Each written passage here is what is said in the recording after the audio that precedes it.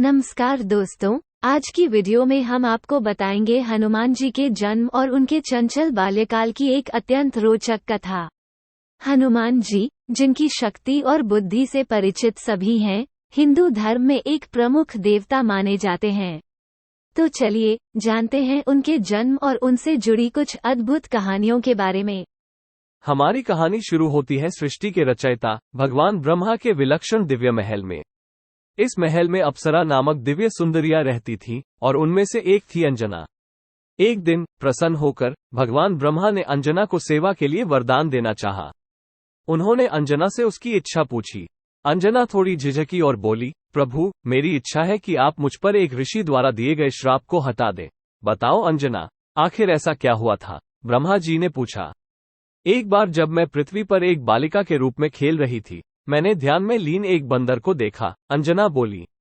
वे मानव ऋषि की तरह कमल की मुद्रा में बैठे थे और वो दृश्य मुझे काफी मजेदार लगा। मैंने उन पर फल फेंके, परंतु ये मेरी बड़ी भूल थी। वो साधारण बंदर नहीं थे।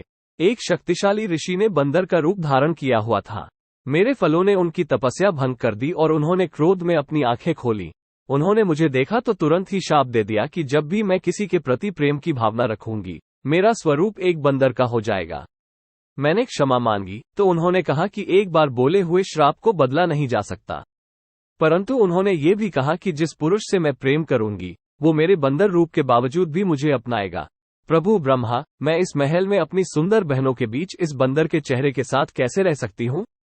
यदि आप मुझ पर कृपा करके ये श्राप दूर कर दें, तो मैं आपकी सदैव आभारी रहूंगी, अंजना ने करुण भाव से निवेदन किया। ब्रह्मा जी को अंजना पर बहुत दया आई। उन्होंने कुछ सोचा और अंजना की ओर देखते हुए बोले, अंजना, तुम्हारे श्राप को दूर करने का एक उपाय है। कुछ समय के लिए पृथ्वी पर जाओ और वहां कुछ समय व्यतीत करो। तुम अपने पति से वहीं मिलोगी और यदि तुम भगवान शिव के अवतार को जन्म देती हो, तो तुम्हारा शाप भी दूर हो जाएगा। अंजना ने ब्रह्मा जी की सलाह को स्वीकार किया और पृथ्वी लोक पर जन्म लिया। पृथ्वी लोक पर अंजना ने एक युवा शिकारी का रूप धारण किया।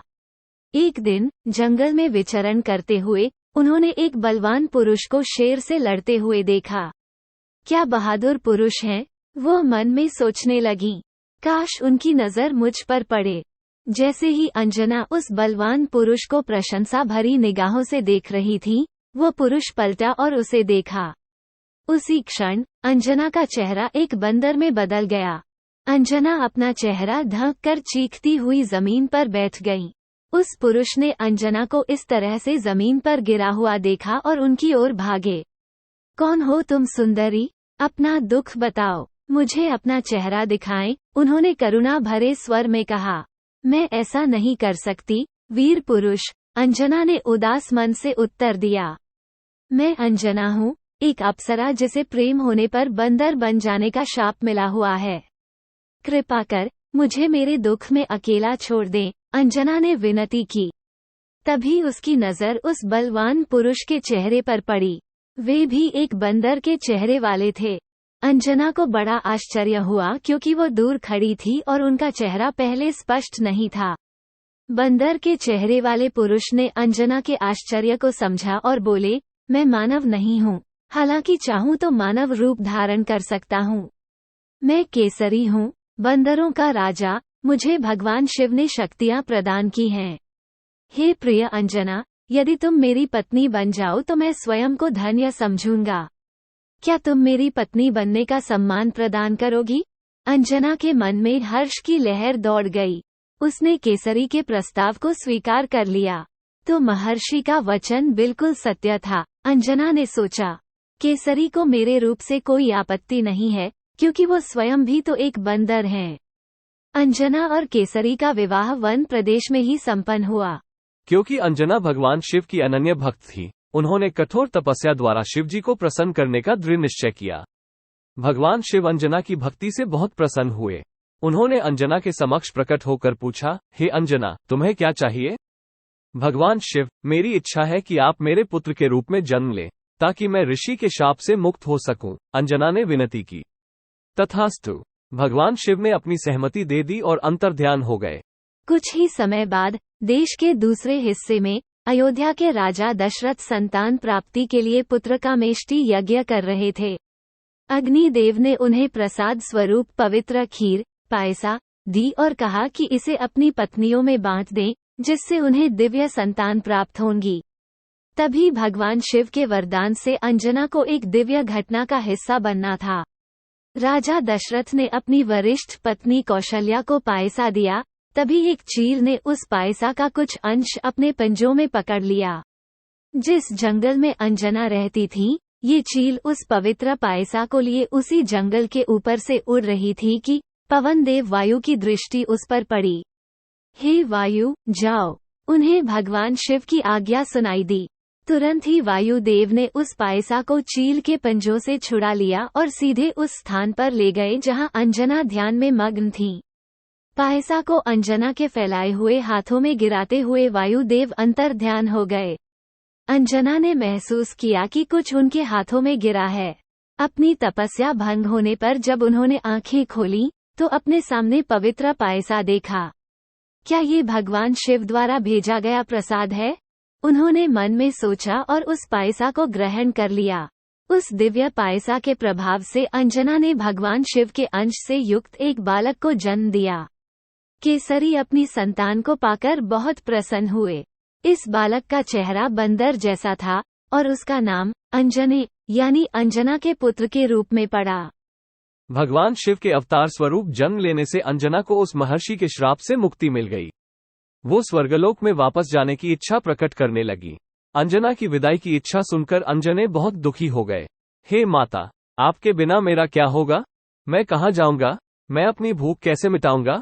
उन्होंने पूछा। चिंता मत करो मेरे प्यारे अंजने। अंजना ने उन्हें धीरज बंधाया। तुम्हारे पिता वीर केसरी हैं। तुम्हारे रक्षक स्वयं प्राण देने वाले पवन देव वायु है। वे सदैव तुम्हारी रक्षा करेंगे। और जब भी तुम्हें भूख लगेगी, उदय होते सूरज जैसे लाल रसीले फल तुम्हारी भूख मिटाएंगे। ये कहकर अंजना अपने पुत्र को चूमकर स्वर्गलोक के लिए प्रस्थान कर गई। क्या सूर्य कोई रसीला फल है? छोटे अंजने ने मन में सोचा। देखते हैं सूर्य का स्वाद कैसा होता है। वे शिशु थे, किंतु कोई सामान्य शिशु नहीं थे। उनकी माता अंजना एक अप्सरा थी। उनके पिता बंदरों के राजा केसरी थे और वे खुद भगवान शिव के अवतार थे। उनके लिए यह असंभव नहीं था। उन्होंने उस दमिकते सूर्य को पकड़ने के लिए आकाश में एक छलांग लगा दी। सूर्य देव अपनी शांति से आकाश में चमक रहे थे कि अचानक उन्हें एक बंदर अपनी ओर आते दिखा। सूरज की ओर बढ़ते हुए ये बंदर विशाल रूप धारण करता जा रहा था। सूर्य की जला देने वाली किरणों का, जिनके पास साधारण प्राणी नहीं आ सकते थे, कोई असर इस बालक पर नहीं हो रहा था। अपने प्राण संकट में देख सूर्य देव घबराकर सहायता के लिए पुकारने लगे। इंद्र, हे इंद्र, मेरी रक्षा करो। इंद्र, देवताओं के राजा, पास ही अपने दिव्य महल में विश्राम कर रहे थे। उन्हें सूर्य देव की पुकार सुनकर बहुत आश्चर्य हुआ। सूर्य देव सहायता के लिए क्यों पुकार रहे हैं? इंद्र ने अचरज से सोचा। क्या वे अपने पास आने वाली हर वस्तु को भस्म करने में सक्षम नहीं है? या फिर क्या ये कुछ उनके नियंत्रण के बाहर है? मुझे स्वयं जाकर देखना होगा। इंद्र तुरंत ही अपने सफेद हाथी ऐरावत पर सवार होकर निकल पड़े, ये जानने के लिए कि सूर्य देव किस चीज से इतने भयभीत हैं। वहां पहुंचकर उन्होंने देखा एक विशालकाय बंदर सूर्य को पकड़ने की कोशिश कर रहा है। उन्होंने सोचा, कोई आश्चर्य नहीं कि सूर्य देव इतने डर गए। इंद्रजी ने ऐसे नटखट प्राणी को पहले कभी नहीं देखा था। इंद्र ने सूर्य के समीप जाकर उस बालक को आदेश दिया, ठहरो। तुम कौन हो? सूर्य को पकड़ने का तुम प्रयास क्यों कर रहे हो? मैं हूँ केसरी और अंजना का पुत्र अंजने, विशालकाय बालक ने उत्तर दिया। माँ ने कहा है कि उदय होते सूर्य के समान पके फल मेरे लिए भोजन हैं, इसलिए मैं उस फल को खाने जा रहा हूँ। इस बालक की निर्दोष बातों पर पहले तो इंद्र को हंसी आई। उन्होंने अंजने को समझाने का प्रयास किया। अंजने, यह कोई फल नहीं है, ये सूर्य है, सारे संसार में प्रकाश और ऊर्जा का स्रोत है, उन्होंने समझाया। अब वापस पृथ्वी पर चले जाओ। परंतु नटखट अंजने उनकी बातों पर ध्यान देने के बजाय सूर्य की ओर बढ़ते रहे। अब इंद्र देव उस बालक की धृष्टता से बहुत क्रोधित हो उठे। उन्होंने अंजने को चेतावनी दी, पर अंजने ने एक ना सुनी। अंततः देवताओं के राजा की सहनशीलता जवाब दे गई और उन्होंने अंजने पर अपना वज्र प्रहार किया।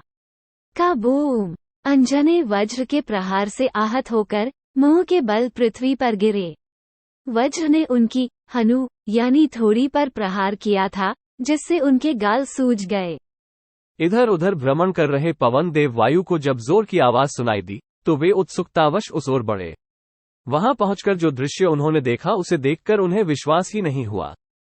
उनका प्रिय अंजने घायल अवस्था में पृथ्वी पर पड़ा था। किसने हिम्मत की थी उनके देवपुत्र को घायल करने की? ये किसने किया? उन्होंने क्रोधित स्वर में गर्जना की, लेकिन किसी ने जवाब नहीं दिया। इंद्र तो फौरन अपने महल की ओर लौट चुके थे और सूर्य फिर से शांति से आकाश में चमक रहे थे। पवन देव अत्यंत क्रोधित हो उठे। जब मेरे प्रश्न का कोई उत्तर ही नहीं दे रहा तो मैं अपना कर्तव्य क्यों निभाऊं? उन्होंने मन में सोचा। स्नेह से अपने बालक अंजने को अपनी भुजाओं में उठाकर वे पाताल लोक में चले गए।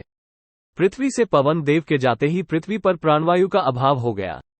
लोग, पशु पक्षी, वृक्ष सभी हवा के अभाव में तड़पने लगे और काल के गाल में समाते जाने लगे। सूर्यदेव इस घटनाक्रम को देखकर सन्न रह गए और तुरंत भगवान ब्रह्मा के पास पहुंचे। ब्रह्मा जी को पृथ्वी की दुर्दशा के बारे में बताते हुए उन्होंने सारी घटना सुनाई। ब्रह्मा जी को भी इंद्र के इस मूर्खता भरे क्रोध पर बहुत कोफ्त हुई। वे इंद्र और अन्य देवताओं को लेकर पाताललोक गए और वायु देव से क्षमा याचना की। हे कोमल वायु, सभी प्राणियों, सभी देवों की ओर से मैं आपसे क्षमा मांगता हूँ। कृपया पृथ्वी पर वापस आए। उन्होंने विनम्रतापूर्वक निवेदन किया। मैं अपने अंजने के बिना कहीं नहीं आऊंगा, वायु देव ने दृढ़तापूर्वक कहा। ब्रह्मा जी ने अपनी दिव्य शक्तियों का उपयोग करके अंजने के घावों को ठीक कर दिया। उन्होंने अंजने को वरदान देते हुए कहा, बालक, तुम्हें कोई भी अस्त्र शस्त्र हानि नहीं पहुंचा पाएगा। इसके बाद इंद्रदेव ने वायुदेव को और अधिक प्रसन्न करने के लिए अंजने से कहा, हे बालक, तुम अमर रहने का वरदान प्राप्त करोगे। तुमने अपनी हनु थोड़ी पर वज्र का प्रहार लिया है, इसीलिए आज से तुम्हारा नाम वीर हनुमान होगा। इस प्रकार अंजने हनुमान के नाम से विख्यात हुए और फिर बचपन में ही बहुत से दिव्य साहसिक कारनामे किए। भगवान विष्णु के अवतार श्री राम की सहायता करते हुए उन्होंने रावण की लंका पर चढ़ाई की और माता सीता को खोजने में मदद की। ये गाथा भी प्रसिद्ध है, जिसे रामायण के रूप में हम सब सुनते हैं। दोस्तों, ये थी हनुमान जी के जन्म और साहसिक बाल्यकाल की कहानी।